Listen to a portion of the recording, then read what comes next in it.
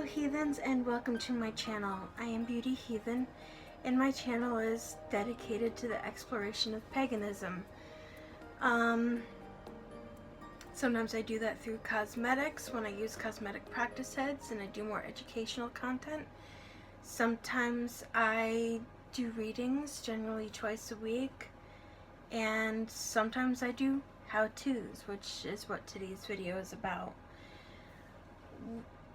Let's face it, let's be honest, the world is in a very stressful and trying time right now, and especially where people are largely being stuck in a confined space with people that they love but might be getting on their absolute last nerve. I felt today would be a very good time to teach you guys how to make Cascarilla powder, which is not complicated at all.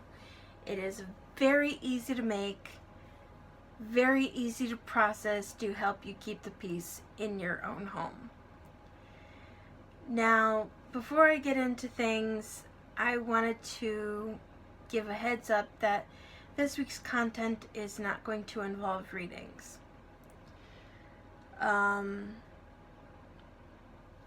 This past Friday, I did a live reading on Twitter, and the person who tuned in really kind of creeped me out. I'm not going to go into the things that they said or anything of that nature, but until I confer with my own trusted reader and somebody who I know I can rely on to give me straightforward, honest information, I just don't feel comfortable doing it until I talk with her. So I have my own reading with her sometime on Friday, so hopefully next week I return to the regularly scheduled content, but I'm just stepping back from it for a week. Maybe at some point I'll go into what happened and all of that kind of stuff, but it's still a little bit scary at this moment, so I'm going to forego doing that. Now, if you are just starting off in magical practices, if you are just wanting to maybe incorporate a couple small things in your belief systems, or if you are a seasoned practitioner, this is something that is very helpful for you to have in your home. And also, depending on the type of practitioner you are, depending on what you believe for magical workings, if you are somebody who does or plans to do at any point in time any kind of karma work or baneful magical practices where you might be doing hexes or curses, I am not here to judge anybody for their magical practices, but I strongly, strongly, strongly urge you to get 2 mortar and pestles. And the reason for that is you want one that's going to be for more positive workings and another one for more negative workings. Try to make sure that they're different ones so that you can easily pick out which is which without getting them confused. But that's just my forewarning with this. Now, Cascarilla powder is extremely easy to make, and you only really need one ingredient, and it's an ingredient we all generally have in our homes: eggshells. That's it. That makes up Cascarilla powder. So this is my positive workings mortar and pestle, and not this past weekend, but the weekend beforehand, I made scrambled eggs for breakfast, and I saved the shells, I washed them. I suggest you use at least soap and water, but you might want to soak them in some white vinegar for a day or two. And then after they've soaked and been washed and you've washed out the membrane, just let them dry on the counter. Let them get good and bone dry. Then literally all you're going to do is smash them, which also might help to deal with some stress or, you know, anxiety issues right now, or anything where you might need to get some aggravation out. This is a good practice. And you just want to keep breaking down the eggshells until they become powder. Now, generally speaking, people use white eggshells, but I don't think it really matters. All that matters is your intention for doing this. And in case I didn't explain why it's important to have 2 different mortar and pestles for this kind of work, no matter what you do to clean your mortar and pestle, there's always going to be remnants of the herbs or anything that you've broken up in your mortar pestle before you go on to the next thing. So whatever kind of stuff you've made in your mortar and pestle, there's going to be some remnants of it. You don't really want to mix baneful energy with something like love magic or making something to keep the peace. You want everything to be kind of, you know, all positive things come together in the same thing. So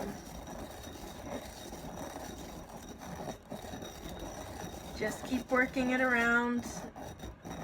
You can buy this if you don't want to make it. You can buy it from the website that I linked in the unboxing video where I first mentioned this powder. But why spend the money if you have the eggshells in your house, you know? It's just another thing that you would have to buy.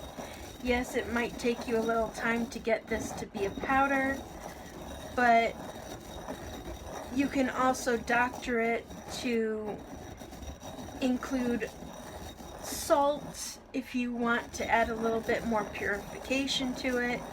You can add in herbs if you want to add a little bit more oomph. So you can always customize this however you want to do. And you can see it's not taking very long to start getting this down to a very fine milled product already. I haven't been doing this very long. But it just takes time. Keep working at the eggshells and keep breaking them down until eventually they are a somewhat fine powder. Now, after you've gotten this down to a powder form, all you're going to do is you're going to take this and you're going to sprinkle it on the floor. I know, it's a mess, all that kind of stuff, but it really does help keep the peace in your home, especially if you're dealing with a situation where, you know, people are crammed in all together, and, you know, as much as we all love the people in our lives, you know, sometimes you just, when stuck in a confined space with them for extremely long periods of times, they can, in very unexpected ways, get under your skin. So what you're going to do is you take this powder and you want to sprinkle it on the floor. I would say maybe let it sit for a while, and then you can vacuum it up. But as long as you have a fine mist of this, like if you have, actually here's a good example. I have this Becca Hydra Mist container from when I had the setting powder. if you put the powder in here and you go through your home and you do a very fine sprinkling, obviously you would want to clean this, and do a very fine sprinkling everywhere, that very fine mesh helps prevent you pouring out a lot of it in one space.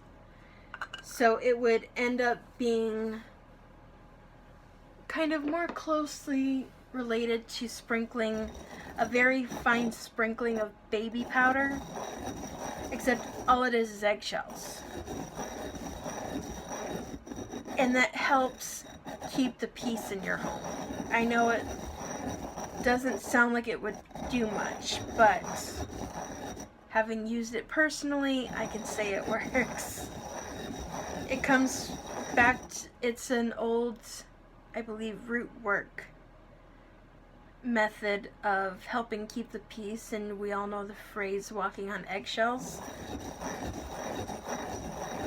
That's pretty much exactly what you're doing.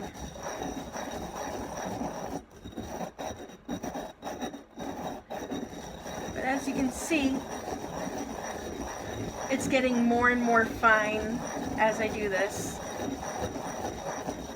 And the heavier your mortar and pestle are, like these are very, very, very heavy stone, the faster this is going to go, because you're not going to have to put as much pressure on your tools in order to work this down.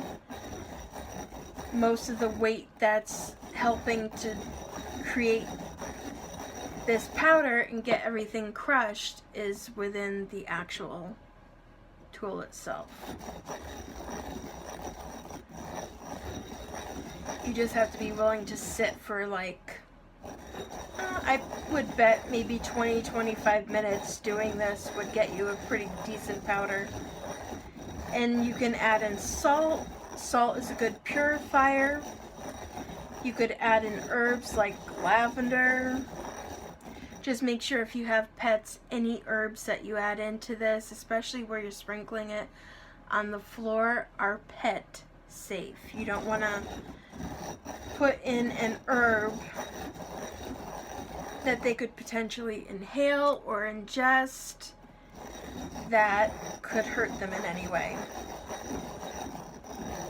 Same goes for humans. Make sure any herbs you're using are safe. Look at that. It's already almost a full powder. Look at that. Already got a pretty fine powder.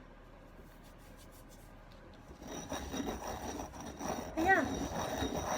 This is basically all you do. Just keep crushing it until it's all milled down. The reason why mine is brown is because, of course, it has the herb blend that I had previously made in this get incorporated while doing this, and also I started with brown eggs.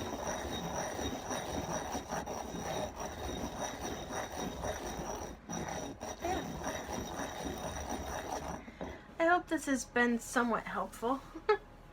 I hope that if you choose to do this, you find success with it, especially during these stressful and chaotic times, these times of uncertainty. And before I end the video, I just wanted to take a moment to, I'll take a couple moments to just take a few deep breaths and go in and out very slowly.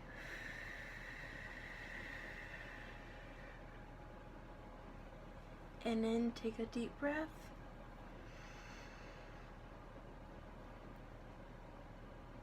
And out very slowly.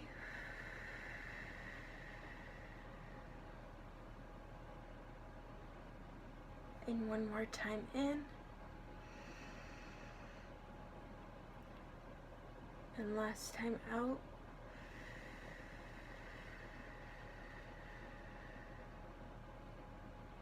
And try to just make sure that you're stress, any stressful emotions, any anxiety you're holding. You just do that a few times a day. Take a few deep breaths. Maybe listen to a meditation track or two.